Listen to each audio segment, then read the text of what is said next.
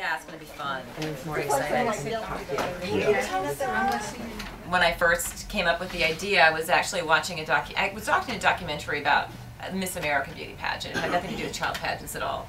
On television, I just caught it flipping channels. I was like, oh, beauty pageants. So I ordered the tape, watched it again like a month later or something. And then one day I was sitting at the computer and I was like, beauty pageant, let's see what comes up. Maybe I can find another documentary or book, or I'm interested in researching subjects that interest me. So one of the first hits on the computer, and this will happen today if you do it, I tried it recently, you hit in Google, you put beauty pageant in, like the third thing that comes up is Universal Royalty Beauty Pageant. And I was like, what's that? Click. And I started reading it. It was one of these child pageant sites, sparkling, and all the stuff was moving, and the pictures, and I started reading this copy from the director of the pageant, and her email address was there. So I was like, I think I'll write her email. And I just started writing the proposal right there, like, I'd like to come to your pageant and do these photographs. I sort of described what I would do, just sort of on the fly. And she wrote me back and said, well, why don't you come to our August state pageant? So I said, okay. And I bought tickets. That was the first pageant I went to. And how long ago? This is in 2005. So it's been like 4 years from exactly like right now. In August, end of August, I went to my first child pageant in Texas, in Austin, Texas. I'd never been to a high glitz pageant or really didn't know anything about it. But I just kind of went and took my first photographs there. Kids come from all over. There's regional pageants, there's state pageants, there's these regional pageants, and then do the nationals where everybody comes, the top winners. And there's a few, in the high glitz, there aren't that many what are considered high glitz pageants. And so I went to 2 of the really big ones. One was in Vegas, which was great.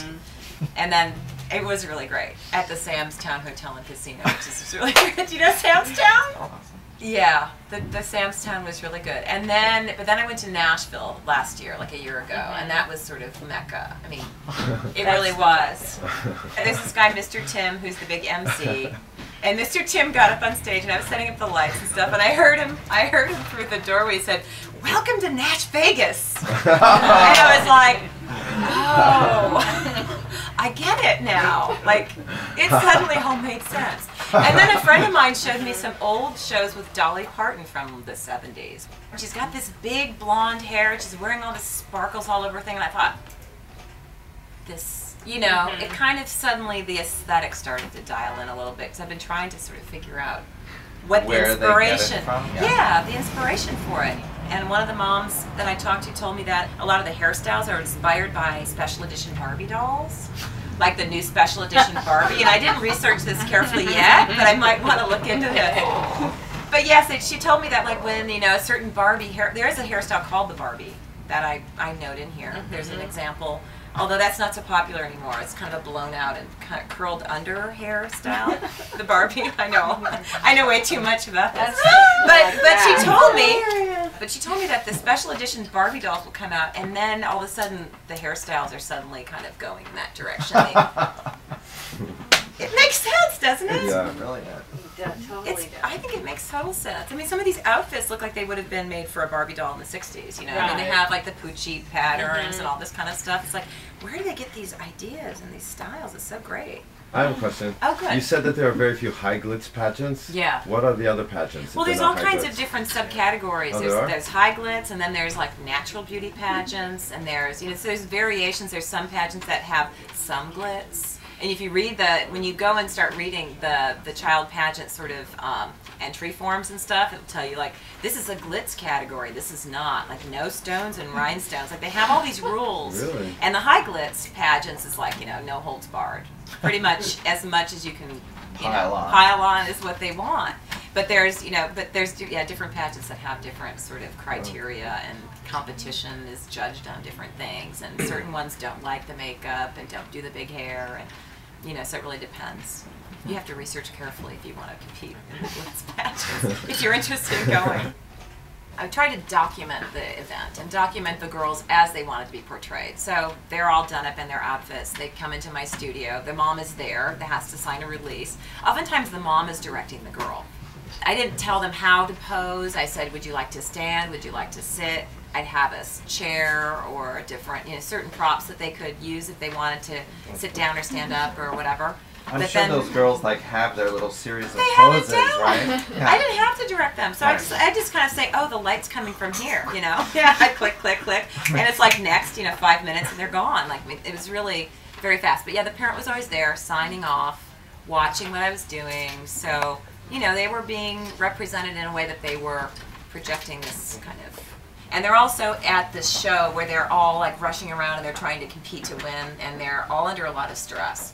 So it's not a normal time to meet anybody, I don't think, at one of these events. I mean, they stay up all night long getting their hair ready and, preparing the outfits. And it's a huge, weekend marathon. And it's like a show. It's like a big show. And it's really kind of funny.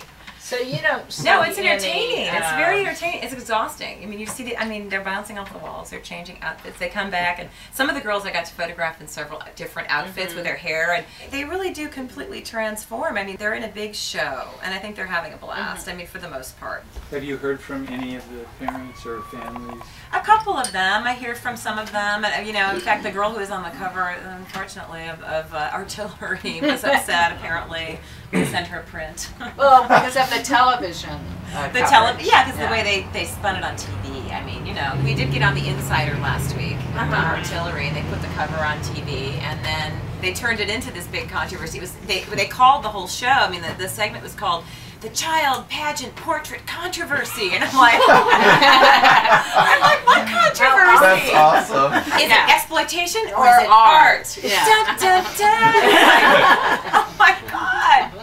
They just interviewed me about the book and the show and stuff. They were very deviant. They were. They interviewed Tulsa. They came to this event. And I was on the cutting floor. They talked to us. I made and, too much sense. They asked very reasonable questions, and then when it came on TV, I was like, oh wow, this is how it happens on tabloid shows. Yeah, now you know exactly how they do it. Ouch! I know. They completely misrepresented what I'm doing, and they didn't really give the why is it art or exploitation. Right. They didn't bother to. They just ask twisted that, it into the most salacious show they could possibly do to get people to call in and say, I hate that, or whatever. They did. They did it really. So anyway, I didn't agree to go back on the show. I said, I don't think I want to go back on that show right now. What's behind? Well, I think everybody wants. I mean, this show, The Insider, is like trying to get me to come on this show, and they just want to rip the whole thing apart. And I'm thinking, well, this is what you people value the most in your program is celebrities, and it doesn't matter what kind of attention people are getting. They just want to be on TV, right? I mean, they had the other story on the show that night was Burt Reynolds in rehab, and then they had something about was Michael Jackson a paranoid schizophrenic. I know. Well, I'm talking about what motivates people in the pageants to do the pageants. They want to get on TV. They want to be talk show hosts. They want to be stars. They want to be. I think that's what we most value in our culture right now, isn't it? Well, the one thing that was great about the project was that I was able to set everything up in advance, do my lighting, and once I kind of figured out how it needed to be lit, I lit everything the same every time. At every pageant I went to, I took the same set, the same backdrop, everything was the same. So I didn't have to think about technique at all, really. So that's one thing when you're on a shoot, like you're setting up lights and you're moving everything around. So that was sort of removed. So I really it was just about taking the photographs. And plus, of course, I didn't have a client. Right. Saying, we want this, we want that. We've got to show that.